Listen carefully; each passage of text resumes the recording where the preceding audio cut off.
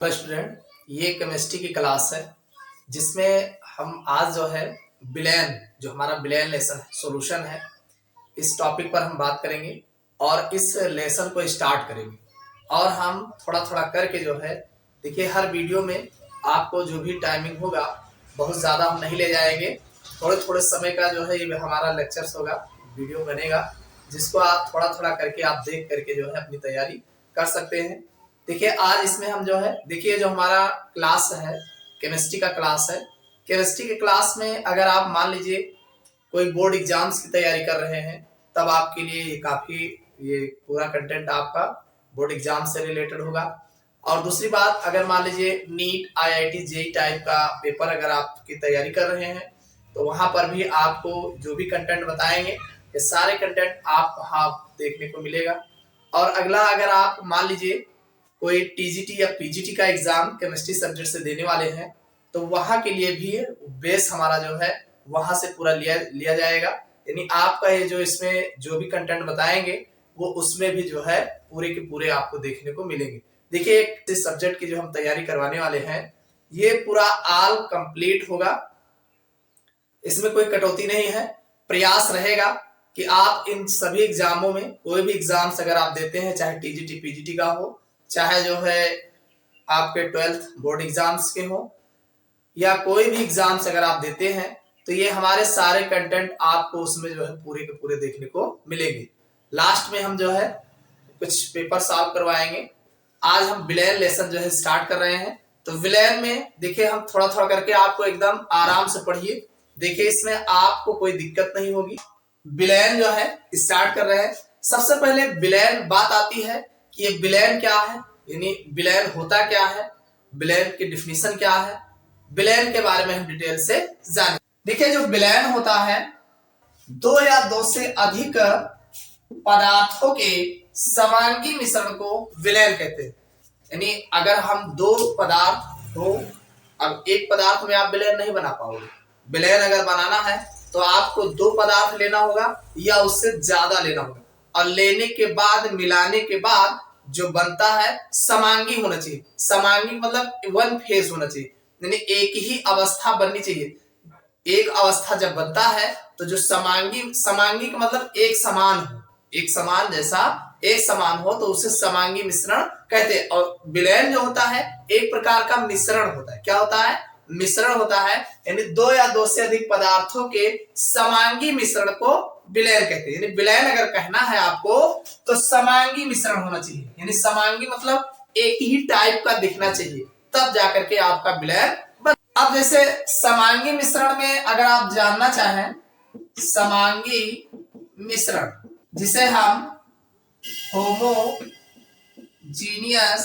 Mixture कहा जाता है। समांगी मिश्रण क्या होते हैं? देखो मिश्रण जो होता है दो प्रकार का होता है, एक समांगी मिश्रण होता है, दूसरा विषमांगी मिश्रण होता है। तो समांगी मिश्रण देखो, जिस विलेन में प्रवस्था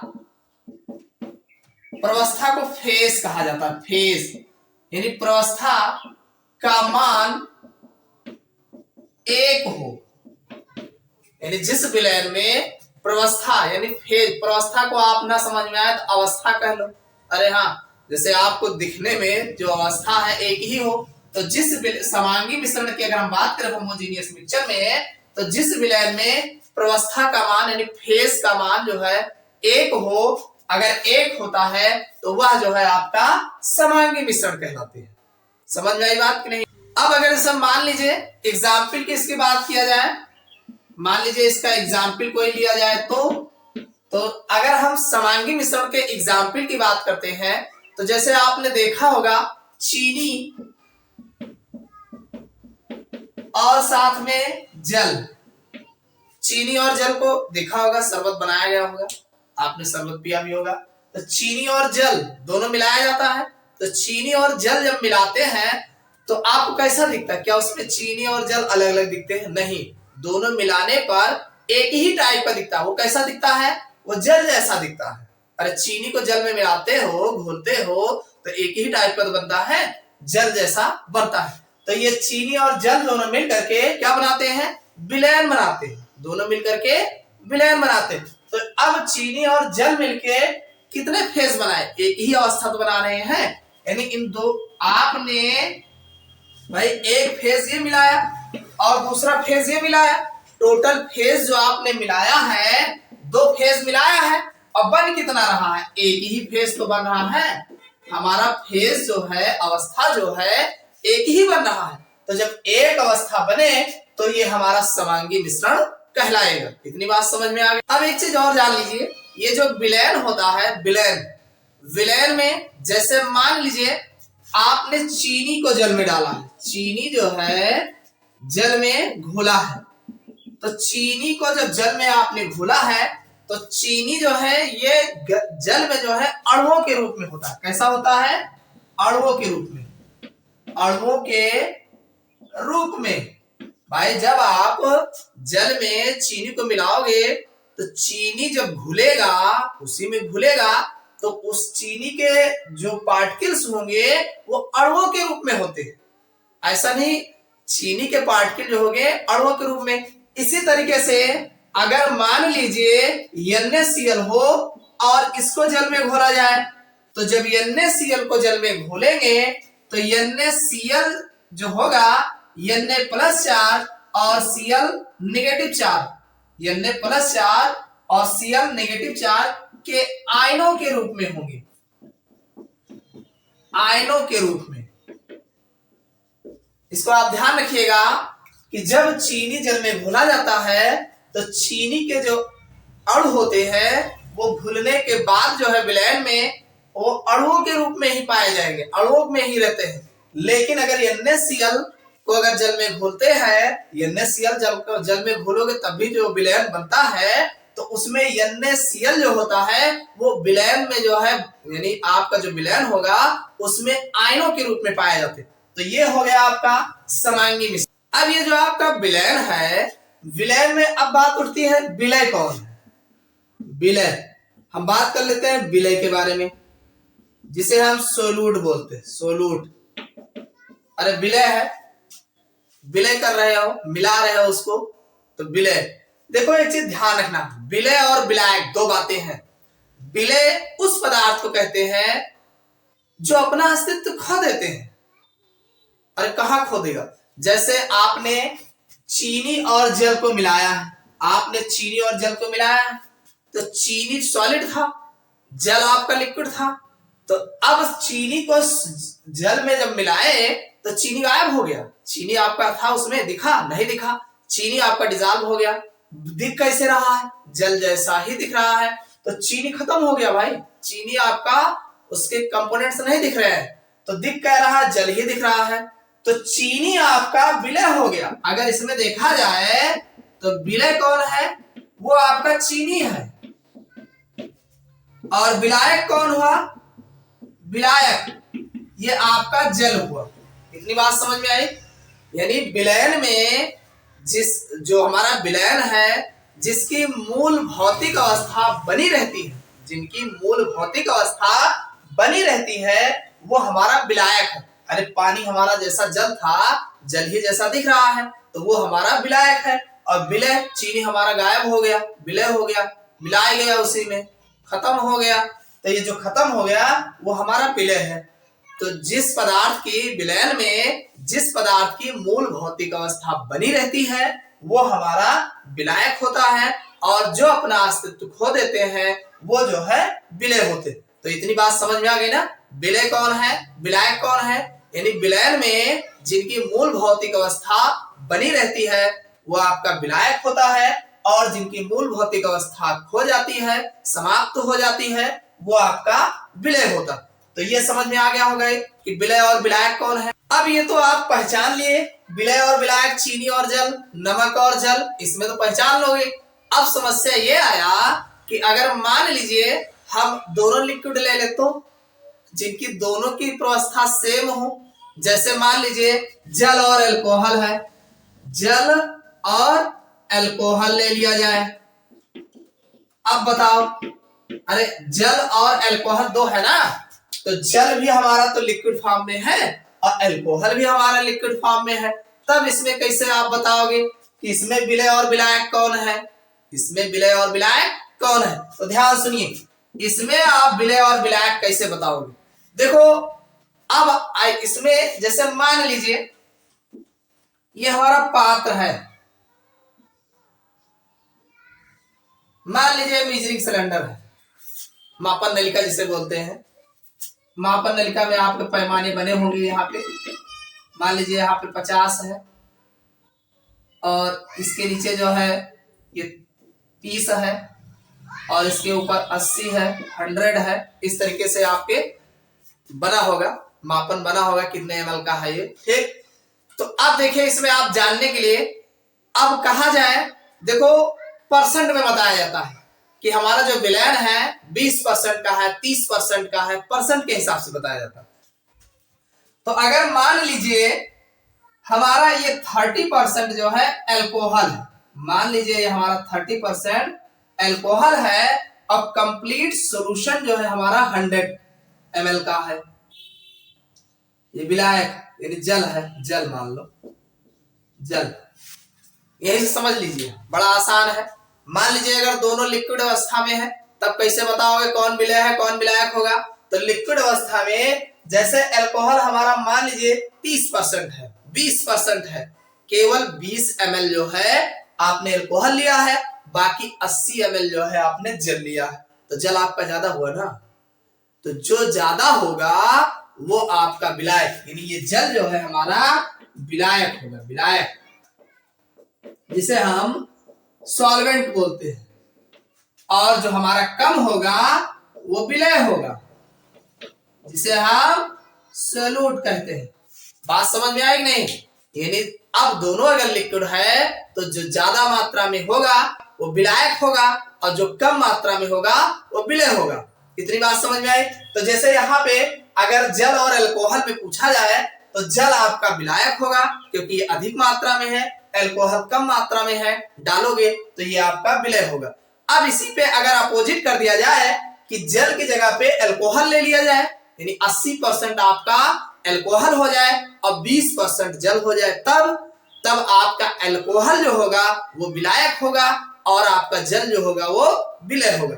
इतनी बात समझ में आई कि नहीं? कुल मिला के जो ज्यादा होगा वो विलायक होगा और जो कम होगा वो आपका विलय होगा। तो इतनी बात समझ में आ गई होगी कि समांगी मिश्रण क्या होते हैं। समांगी मिश्रण में आप 2 लोग को मिलाया हो चाहे 3 लोग को मिलाया हो, जब बनेगा तो एक ही फेज उसमें देखने को मिलेगा, तो आपका समांगी मिश्रण है।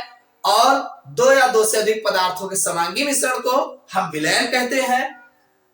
अब जैसे विलय और विलायक की अगर बात करें तो जो हमारा, अब जैसे अगर हम अलग अलग प्रावस्था है, ठोस और जल की बात करें तो ठोस हम डिजॉल्व कर रहे हैं जल में तो जल हमारा विलायक होगा और जो घोल रहे हैं सॉलिड हमारा जो होगा वो विलय होगा। लेकिन अगर दोनों प्रावस्था सेम है तो जो अधिक होगा वो विलायक होगा और जो कम होगा वो विलय होगा। इतनी बात समझ में आ गई होगी। देखिए अब विलयन के बाद अब बात आती है ये विलयनों के प्रकार। देखिए यहाँ से भी एग्जाम में क्वेश्चन जो है आपके कोई भी कॉम्पिटिटिव एग्जाम्स में अगर आप बैठते हैं तो वहां पे आपको भी जो है क्वेश्चन देखने को मिलता है।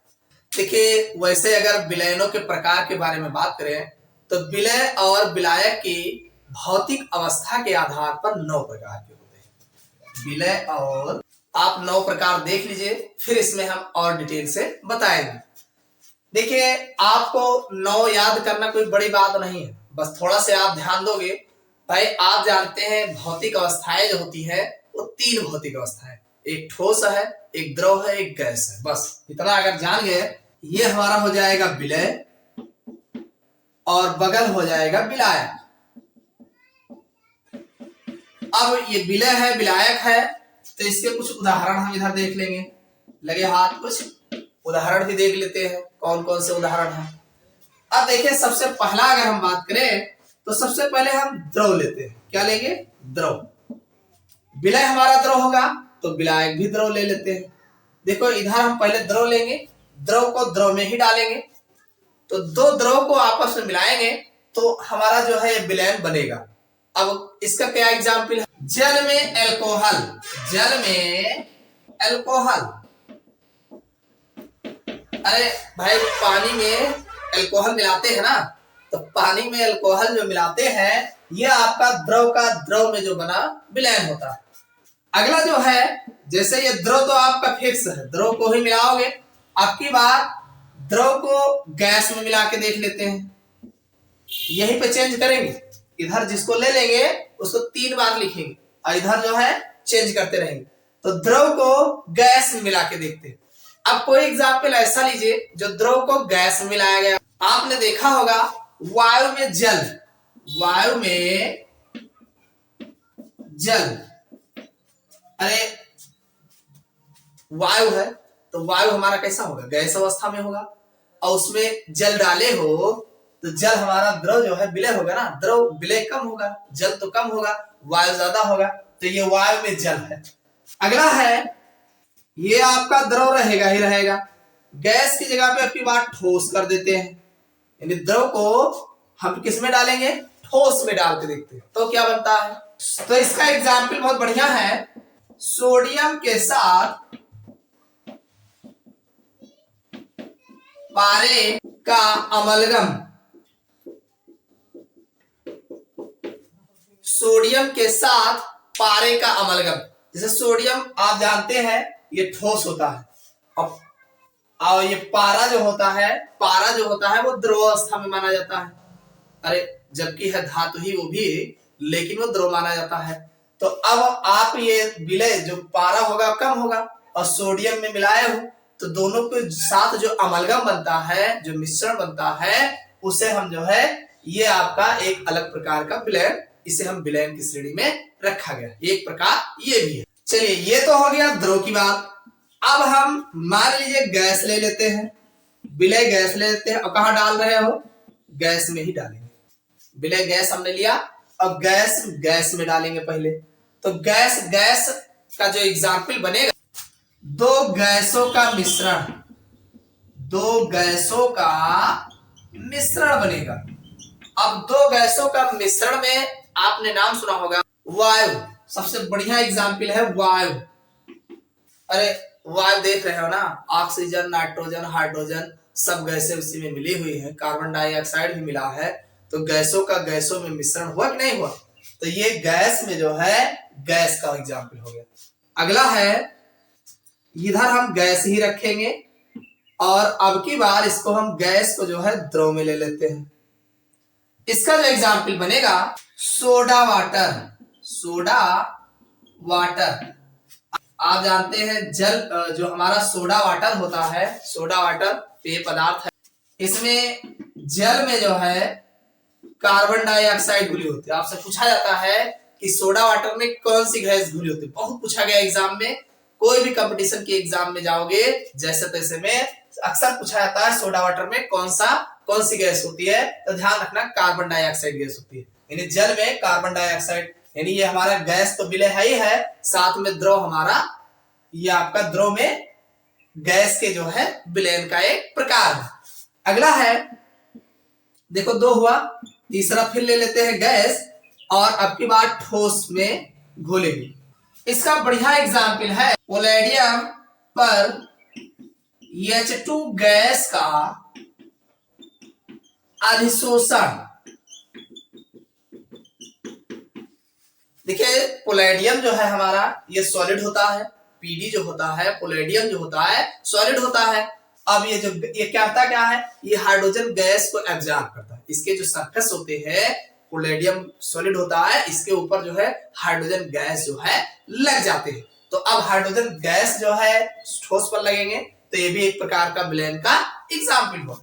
अगला है, देखो ये गैस हो गया, द्रव हो गया, अब हम लेंगे ठोस। ठोस को हम पहले ठोस में ही देख लेते हैं।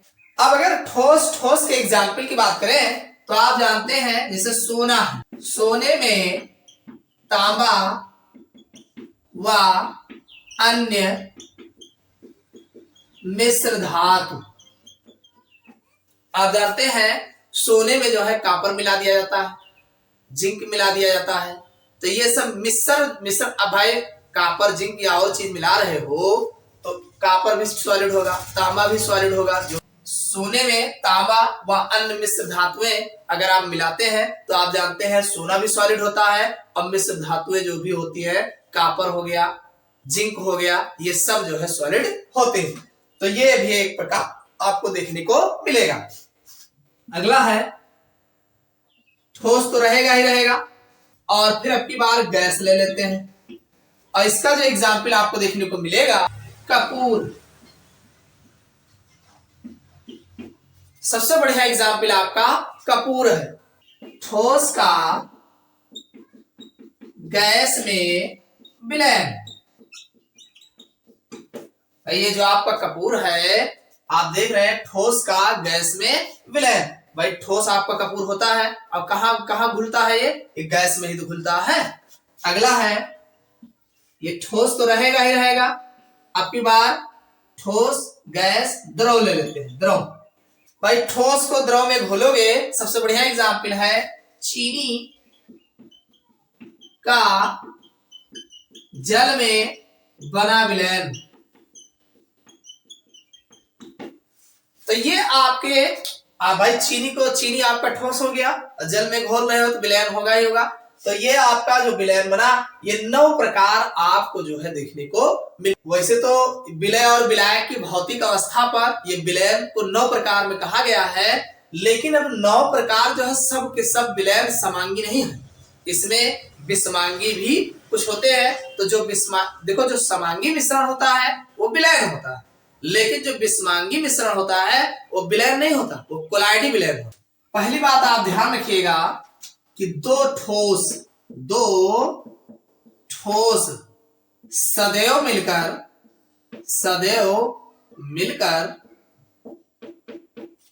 विषमांगी मिश्रण बनाते हैं। क्या बनाते हैं? विषमांगी मिश्रण बनाते हैं। यानी अगर आप दो ठोस पदार्थों को आपस में मिलाते हो तो विषमांगी मिश्रण बनाते हैं। अब ये जो विषमांगी मिश्रण बनाते हैं तो मिश्र धातुएं जितनी होती है, अरे मिश्र धातु मतलब दो धातु आपस में मिलाओगे तो मिश्र धातु बनेगा। तो जितनी मिश्र धातुएं होती है ये विलयन नहीं होते, ये एक प्रकार के मिश्रण होते हैं। इसको जाने रहिएगा, विलयन नहीं बोले जाते, मिश्रण बोले। अब इसमें कुछ धातुएं ऐसी भी होती है जो विलयन जैसी ही बनती है, कुछ विलयन भी बनाते हैं और मिश्रण बनाते हैं। पहली बात हो गई। दूसरी बात यह है कि ठोस का गैस में विलयन। अभी हमने एक प्रकार बताया है, जो ठोस को हम गैस में मिला रहे हैं, तो ठोस और गैस में जो विलयन है, जैसे मान लीजिए धुआं है आपका,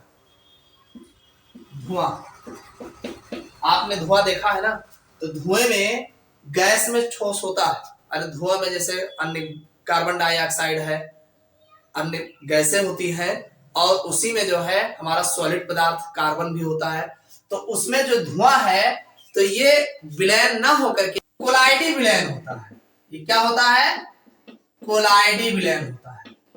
ये विलयन ना होकर के कोलाइडी विलयन, ये जो हमारा धुआं होता है, यानी अगर हम गैस में ठोस को मिलाते हैं तो जो हमारा बनता है वो विलयन ना कह करके इसे कोलाइडी विलयन बोलते हैं। अगला जाने रहिएगा, द्रव का गैस में विलयन।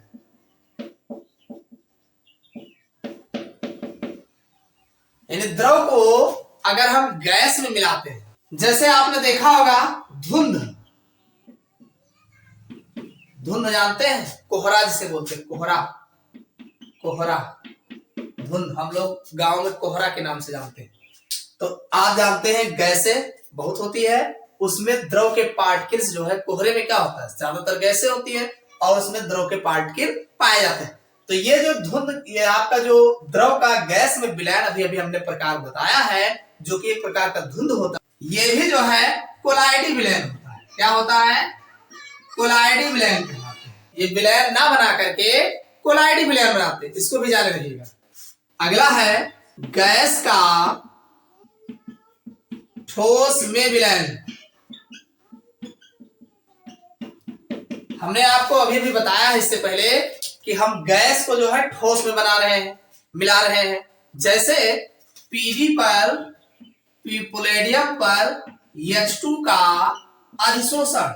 अभी हमने बताया कि गैस को जो है ठोस पर जो है मिला रहे हैं तो विलयन बना रहे हैं। तो यानी पीडी पर H2 का अधिशोषण जो है, ये भी जो है ये आपका विलयन हमने बताया है ना प्रकार। ये भी एक प्रकार का कोलाइडी विलयन बनाता है, कोलाइडी विलयन के एग्जाम्पल है।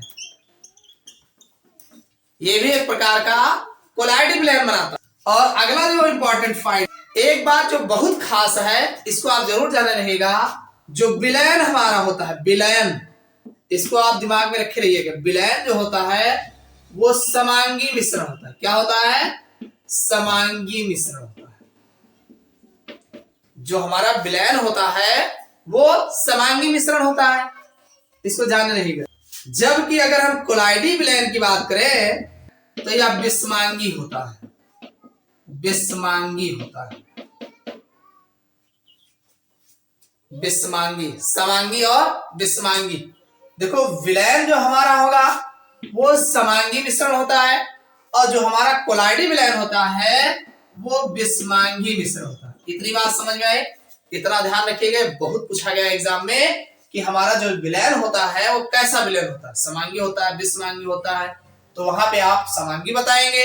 और जो हमारा कोलाइडी विलयन होता है वो विषमांगी मिश्रण होता है। मिश्रण होता है भाई, मिश्रण, मिक्सचर होता है ना, मिला के दो लोगों को आपस में मिला रहे हो तो क्या बना रहे हो? मिश्रण बना रहे हो। अब समांगी होगा तो विलयन बोला जाएगा, विषमांगी होगा तो कोलाइडी विलयन हो। तो ये तो थे विलयन के प्रकार, और इसमें जो मेन पॉइंट थे जो एग्जाम में अक्सर जो है पूछे गए हैं। तो विलयन आप जान चुके होंगे, विलयन क्या है। अब हम बात करते हैं विलयता क्या होती है। विलयता जान लीजिए तो इससे रिलेटेड हम और बातें बताते हैं। देखो अगर विलयता की बात करें, विलयता, देखो विलयता हम कैसे बताएंगे? तो विलयता बताने के लिए पहली बात तो ताप, एक टेम्परेचर जो होता है वो निश्चित टेम्परेचर होता है, और जिसमें घोल रहे हो जो हमारा विलायक होता है वो फिक्स ले लेते हैं। जैसे हम विलायक अपना फिक्स ले लिए, 100 ग्राम विलायक ले लिया। जैसे हमने जो विलायक लिया है, जैसे पानी लिया तो पानी हमने 100 ग्राम ले लिया, और 100 ग्राम पानी को हम एक टेम्परेचर फिक्स कर लिए, स्थिर ताप कर लिया कि इतने ताप पर अब उसमें कितना पदार्थ हमारा घुल जाएगा।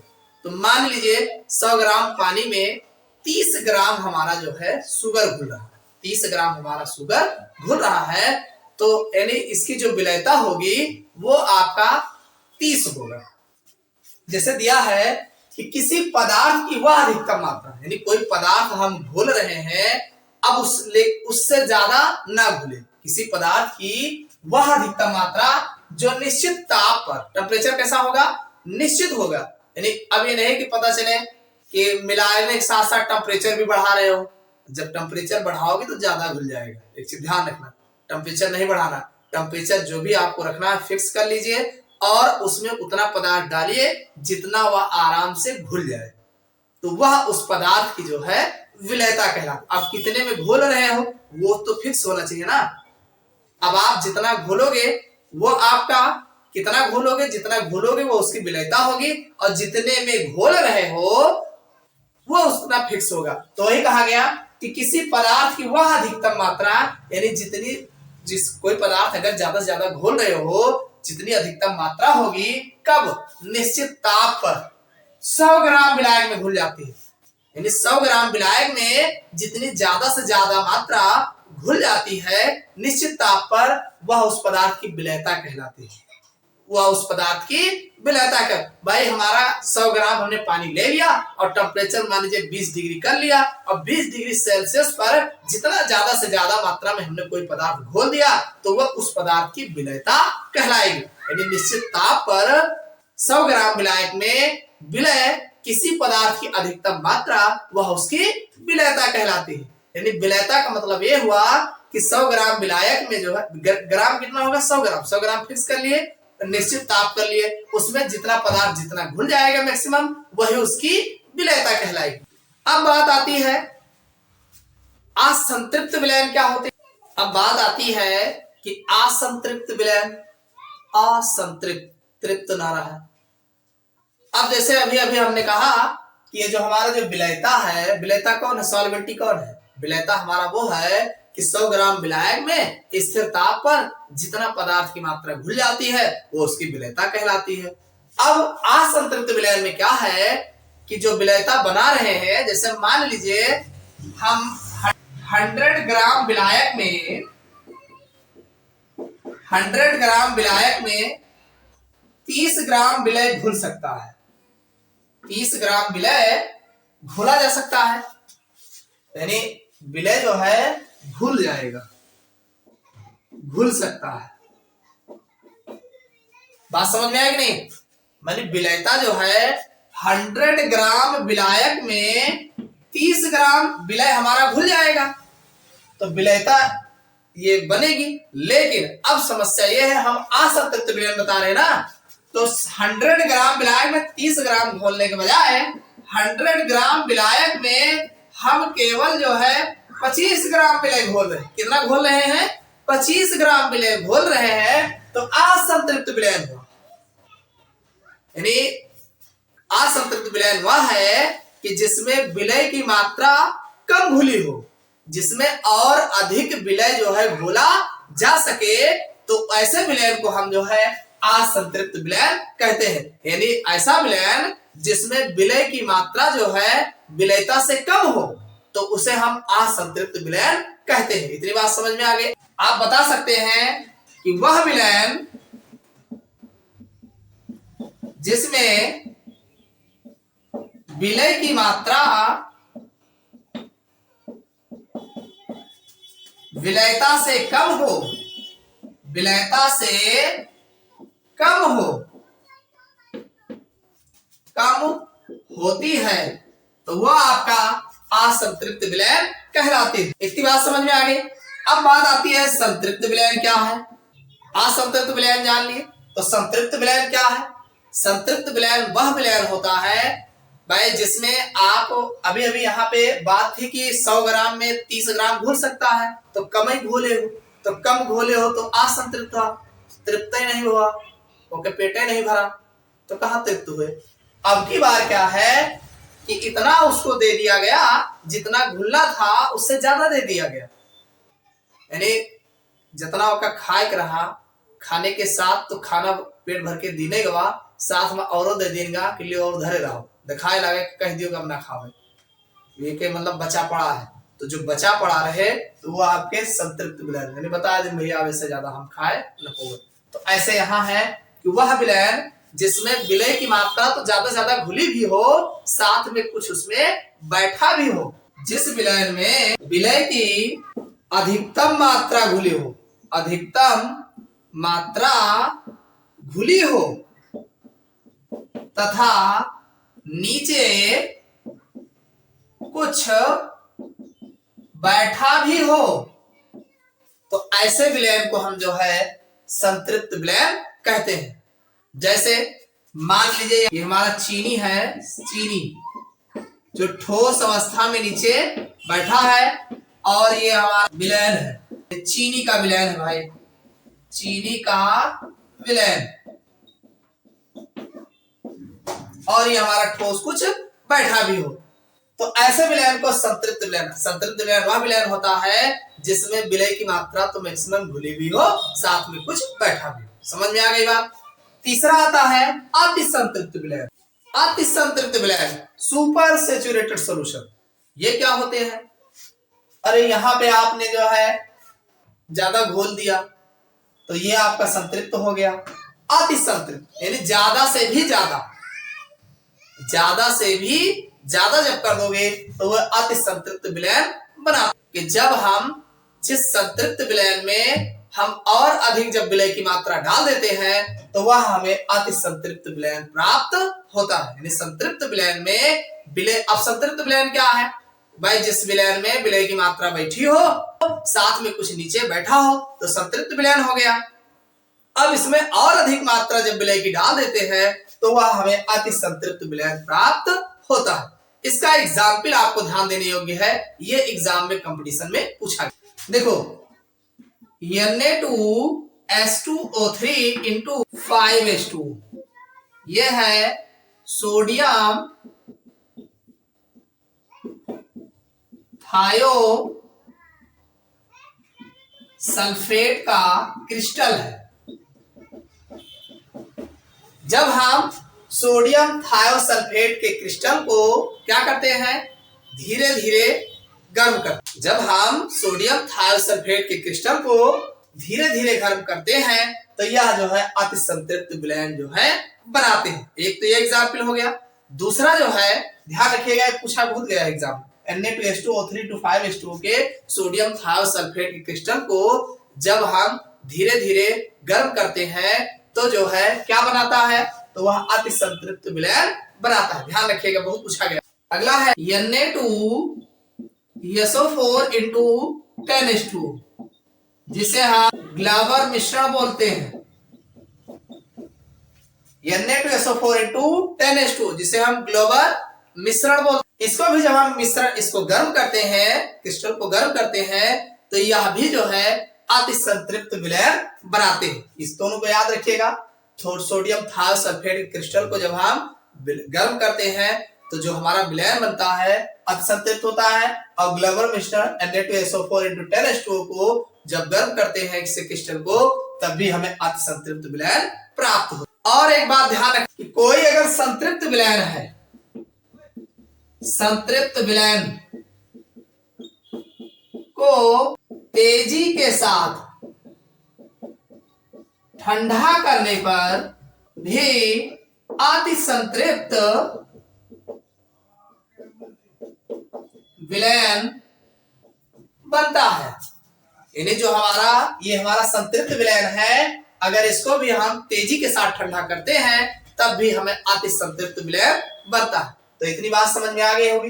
पहली बात, विलेयता क्या है भाई? 100 ग्राम विलायक में निश्चित ताप पर जितनी मात्रा पदार्थ की अधिकतम घुली होगी वो विलेयता कहलाएगा। अगला है असंतृप्त विलयन, यानी जिस विलयन में विलय की मात्रा कम घुली होगी वो हमारा असंतृप्त विलयन होगा। अगला है संतृप्त विलयन, यानी जिस विलयन में विलय की अधिकतम मात्रा घुली हो और कुछ नीचे बैठा हो तो वो हमारा संतृप्त विलयन होगा।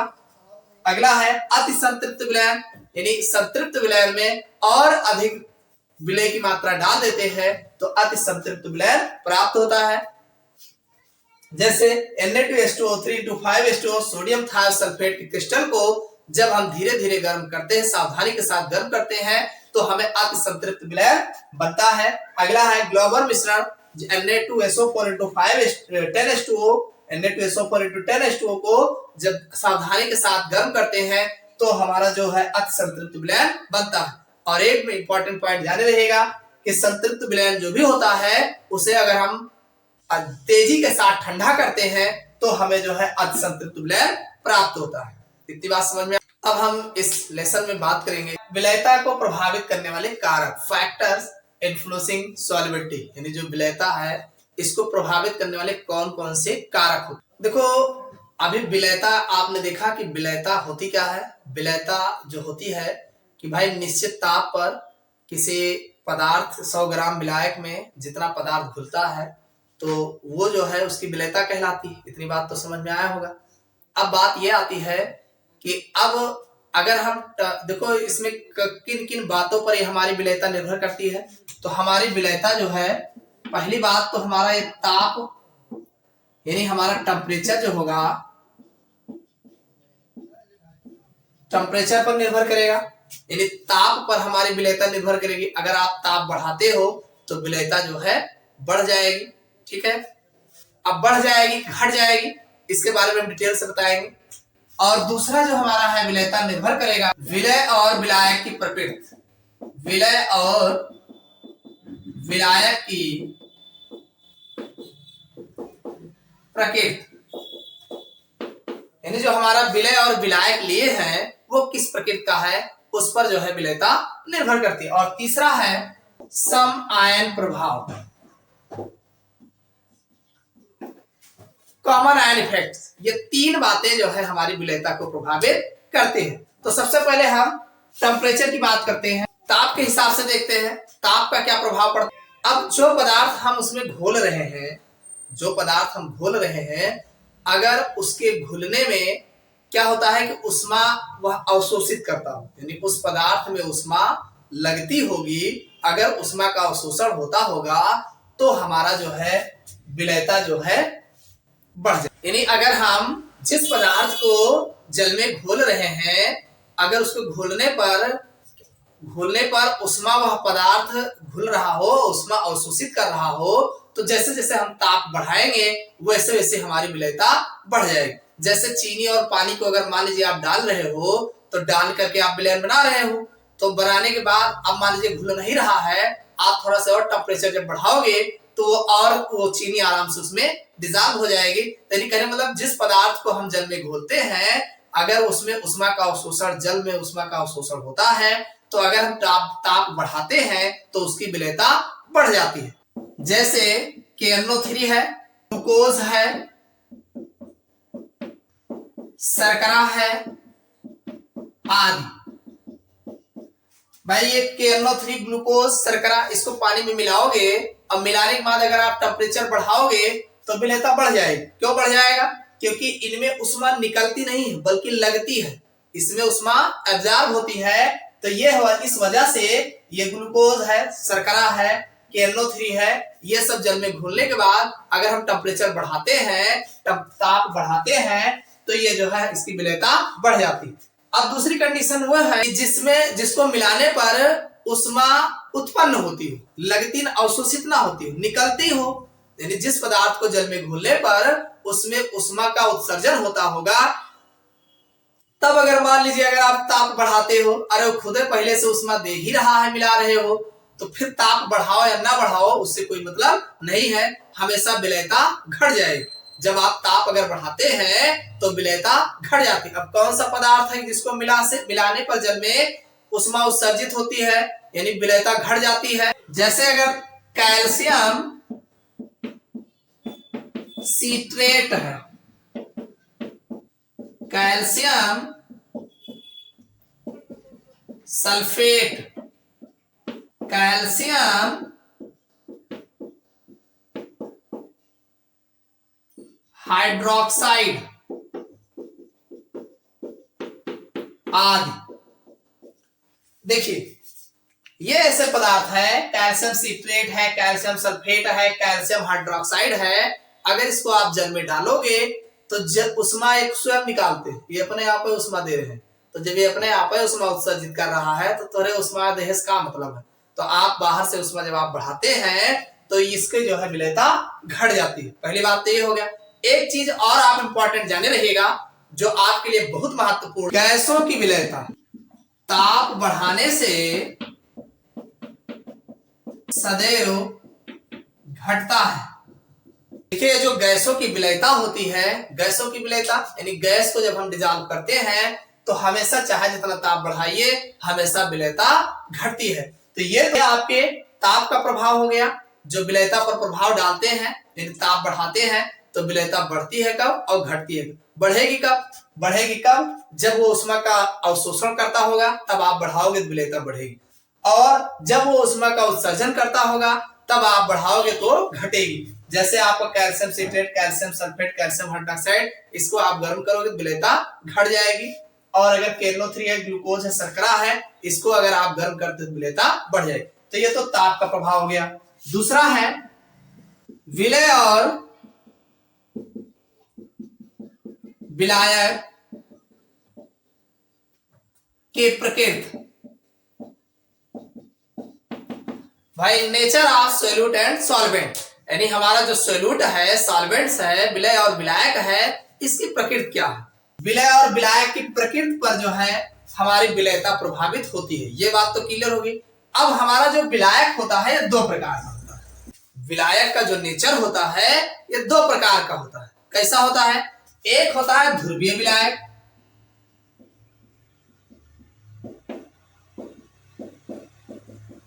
ध्रुवीय विलायक जिसे हम पोलर सॉल्वेंट बोलते हैं, और दूसरा होता है अध्रुवीय विलायक,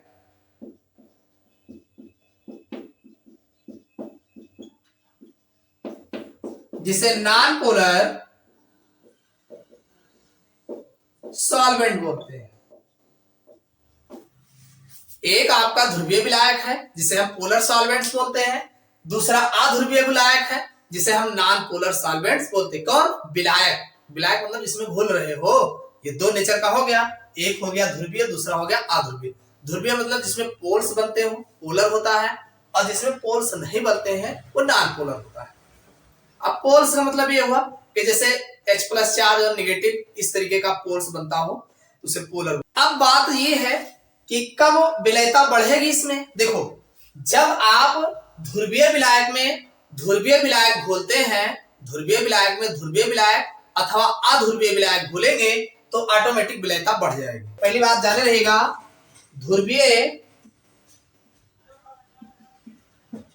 विलय को हम कहां डाल रहे हैं? ध्रुवीय विलायक में डाल रहे हैं, तो विलेयता बढ़ जाएगी भाई, विलेयता हमारी जो है बढ़ेगी। इतनी बात समझ में आई। दूसरी बात, अध्रुवीय विलय अगर है, इसको भी अगर हम ध्रुवीय में डालते हैं तब भी बढ़ेगी भाई। अध्रुवीय विलय को अगर ध्रुवीय में डाल देंगे तब भी विलेयता बढ़ जाएगी। और अगर हम अध्रुवीय विलय को अध्रुवीय विलायक या तब भी विलेयता हमारी बढ़ेगी। ध्यान समझिएगा, ध्रुवीय विलय हमारा ध्रुवीय में घुलेगा तब विलेयता बढ़ेगी। अब कहो ध्रुवीय वाला अध्रुवीय में डाल दे तब नहीं बढ़ेगी, विलेयता घट जाएगी।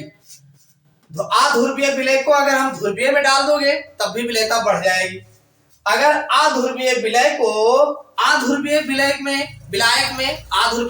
डालते हो, यानी कम क्षीण विलय वाले में डालते हो, तब भी विलेयता बढ़ जाएगी। ये तो विलेयता बढ़ने की बात। अब इसका अगर सबसे बढ़िया एग्जाम्पल देखना हो, एग्जाम में जो बहुत पूछा गया है, जैसे आप जानते हैं NaCl जो है भाई, आप जानते हैं NaCl, Na पे प्लस चार्ज और Cl पर नेगेटिव चार्ज होता है। तो ये प्रकार ध्रुवीय विलय है। कौन है? ध्रुवीय विलय है। इसको जब आप जल में डालते हैं H2O में, H2O जो होता है ये भी ध्रुवीय विलायक है। आप जानते हैं H प्लस चार्ज और OH नेगेटिव चार्ज होता है। तो जब आप इसको डालते हैं तो विलेयता ऑटोमेटिक बढ़ जाती है। अब लेकिन अगर हम बात करें I2, ये आयोडीन, तो आयोडीन ये हमारा अध्रुवीय विलायक। क्या है? ये अध्रुवीय है,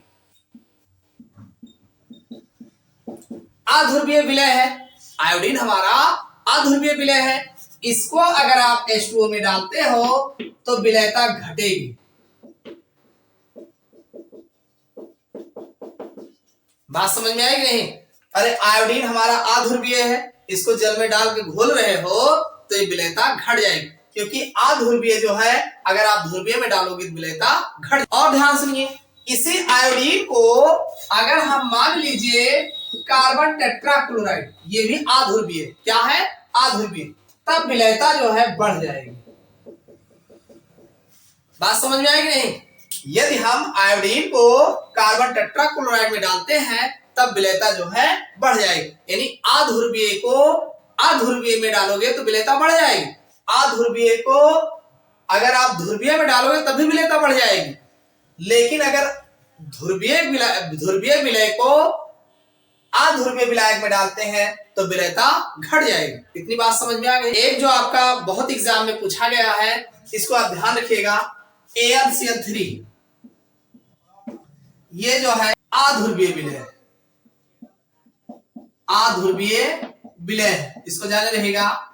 ये AlCl3 जो है अध्रुवीय, लेकिन ये जो है जल में विलय होता है। किसमें?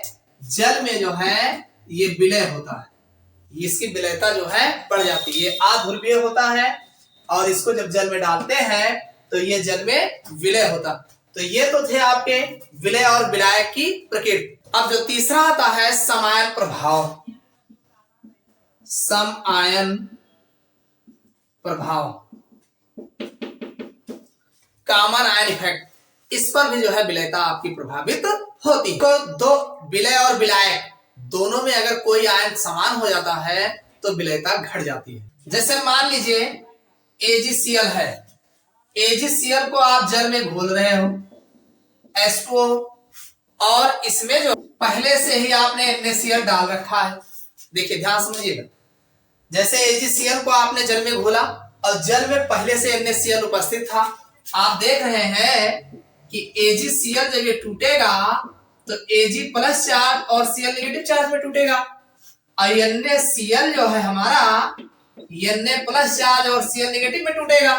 तो अब इसमें दो एक आयन समान हो गया, Cl आयन समान हो गया। तो कहने मतलब ये है कि जब विलयन में आयनों की मात्रा समान हो जाती है तो विलेयता घट जाती है, यानी NaCl की उपस्थिति में AgCl के जल में विलेयता जो है घट जाती है। क्यों? क्योंकि इसमें जो Cl आयन होता है वो सम आयन हो जाता है, तो सम आयन प्रभाव के कारण जो है विलेयता प्रभावित होती है। इसको तो ये तो थे आपके विलयन में, हमने देखा कि आपका विलयन क्या है, इसके प्रकार क्या है, और इसमें आपके विलेयता क्या होती है, संतृप्त विलयन क्या है, असंतृप्त विलयन, अतिसंतृप्त विलयन, और फिर विलेयता को प्रभावित करने वाले कारक कौन कौन से होते हैं। तो जितने भी इसमें इंपॉर्टेंट पॉइंट्स बनते थे सबके बारे में हमने चर्चा किया है। तो इस लेक्चर्स में इतना है। ये आपको कैसा लगा कमेंट करके जरूर बताइएगा, और अगर चैनल पर नए हो सब्सक्राइब कर लेना।